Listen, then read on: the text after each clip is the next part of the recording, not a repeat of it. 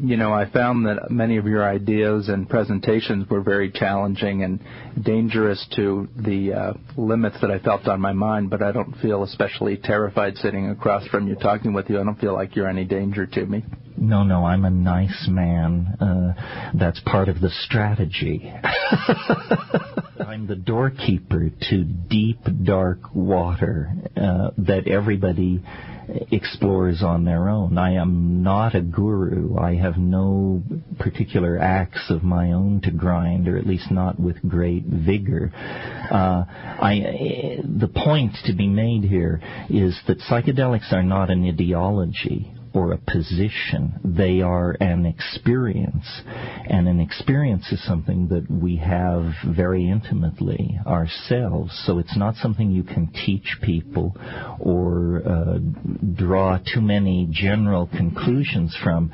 It's an experience, but it's an experience that I feel people should have. And when I see a political system or a set of cultural values that are denying people this experience, then I feel like some kind of human rights abuse is taking place. In principle, there's nothing wrong with drugs coming out of the laboratory, but in fact, we don't have a large body of experience with these things, where if you go to a tribal situation and they are using a plant in a traditional fashion, then you have your medical data which tells you that these plant substances don't cause mental retardation, birth defects, Parkinson's syndrome. In other words, these human populations that have used these things shamanically have tested a number of these substances, and they are among the most powerful of all the psychedelics known. So you're not limiting the depth of your experience by concentrating on the traditional botanically derived substance. Any culture is a kind of hallucination, a kind of self-limiting group assumption about reality, and we all are adapted to living within one or several cultures. What psychedelics do is they address a deeper level of human neurological organization. They reveal the brain and its function unconfined by cultural norms and expectations. And this can be exalting, exhilarating, dizzying, terrifying, depending on the personality and the circumstance. The tension between so-called straight culture and psychedelic culture is a tension over values. Psychedelics challenge the assumptions of any cultural or political system, and that makes them dangerous to every cultural and political system. So if there's anything, a Marxist dictatorship, a high-tech industrial democracy, or a theocracy, they can all get together on one thing, which is psychedelic drugs are a knife poised at the heart of community values. Well, this is just simply nonsense. And then all the reasons brought forth are, in a sense, a red herring. The psychedelics are among the safest substances known for human ingestion, considering the depth of their impact on human mental functioning. The fact that you pick yourself up 6, 7, 8 hours later and go on about your business with an expanded point of view is quite remarkable. People have a right to get stoned. They have a right to think and explore their own minds. This is as intimate a part of their being as their sexuality. And in any culture which mitigates that is clearly afraid of a full and fair and open dialogue about what reality is and what real human values ought to be. I think anybody who takes a number of psychedelic trips will eventually earn their oak leaves. I mean, there you can spend difficult evenings.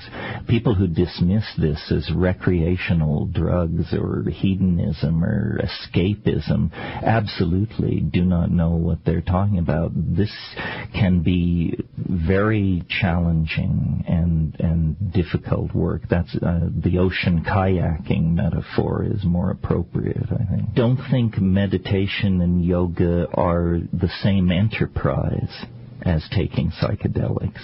They are often sold as the same enterprise, but in fact nobody goes to the ashram with their knees knocking in terror over what is about to sweep over them. On the other hand, if you're taking high doses of psilocybin or DMT, this would be a perfectly reasonable response. All kinds of areas of human knowledge are experiencing exponential growth, and what the future is going to be about is the integrating of these growth surges across the surface of the rising wave of change and knowledge expansion.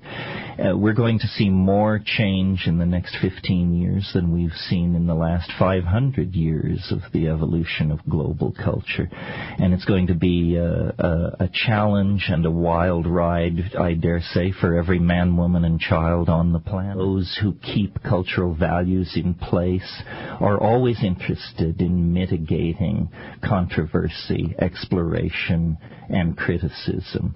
As I said earlier, all cultures are involved in the culture game, and psychedelics transcend the culture game. And whether you're Hasid in Jerusalem or a Tokyo stockbroker or an Andaman Islander, if you take psychedelic substances, your cultural values will suddenly be much more relativistically revealed to you. And that is political dynamite. The tension between so-called straight culture and psychedelic culture is a tension over values.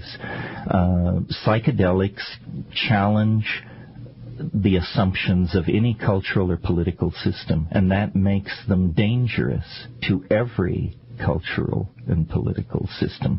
So if there's anything, a Marxist dictatorship, a high-tech industrial democracy, or a theocracy, they can all get together on one thing, which is psychedelic drugs are a knife poised at the heart of community values. Well, this is just simply nonsense. And then all the reasons brought forth are, in a sense, a red herring. The psychedelics are among the safest substances known for human ingestion, considering the depth of their impact on human mental functioning. The fact that you pick yourself up 6, 7, 8 hours later and go on about your business with an expanded point of view is quite remarkable. If life is not to be experienced, what is it for? It certainly can't be to go each day to the paper box factory and then come home and consume junk television. I'm interested in everything. To my mind, the psychedelic agenda means visiting the most remote parts of the world, reading the most forgotten and obscure literatures, and having the most extreme experiences that one can enjoy safely. And I view taking psychedelic substances in a category with ocean kayaking, rock climbing, hiking the Andean Trail. It's an athletic, challenging undertaking for people who are interested in limits, their own limits and the limits that the world offers them. For one person to seek enlightenment from another is like a grain of sand on the beach to seek enlightenment from another grain of sand. And I think that's a very powerful message. It says we're all human, we're all in this dilemma together, and our levels of accomplishment and knowledge are so similar that there is no reason to assume superiority and to then submit to a guru or a lineage. Not that there are not things to be learned, But I think the richer style of learning is a kind of camaraderie and co-exploration of reality with an open mind. Anybody who claims they have answers is automatically suspect. I mean, where is it writ that talking primates should have perfect models of the universe at large? If you met a termite who told you he was seeking enlightenment, I think it would provoke a small smile. Well, on the galactic scale, the difference between us and that termite is hardly worth mentioning. I look forward to the global transformation of human culture. I think it's been a long, bloody slog from the plains of Africa to the surface of the moon. And the cultural models that we've used are worn out. And transformation is now inevitable. We know that we're at the limits that the planet as a resource can tolerate. We have technologies that could transform the world. We have enormous creative abilities. What we seem to lack is mental discipline. We need to change our minds about issues like class, race, gender, resource extraction. If we do not change our minds, we're going to push this entire planetary system into some state of fibrillation from which it will be very difficult to rescue it and ourselves. So the great challenge is to change our minds. And I know of nothing that does that in the time frames that we have to operate as effectively as psychedelics. If hortatory preaching did it, then we would have turned the corner with the Sermon on the Mount or with the sermon at the Deer Park at Sarnath or something like that. But we need direct neurological intervention at the meat level in order to turn this monkey into a planetary gardener, ecologist, and a caring force in nature and the human world. Bilbo Baggins said it, the greatest adventure still lies ahead, and so let's be up and about it. Is he the one who said that? He's one of the ones who said it.